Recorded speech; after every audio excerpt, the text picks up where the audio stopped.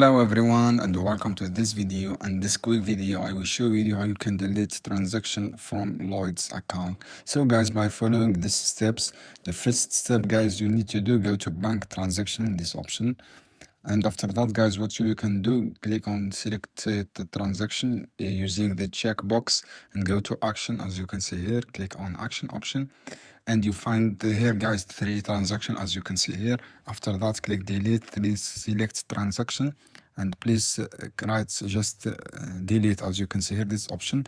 And to delete on your mobile guys, go to edit transaction, go to highlight the transaction and press holding and click delete and click action and clear selected transaction and click confirm.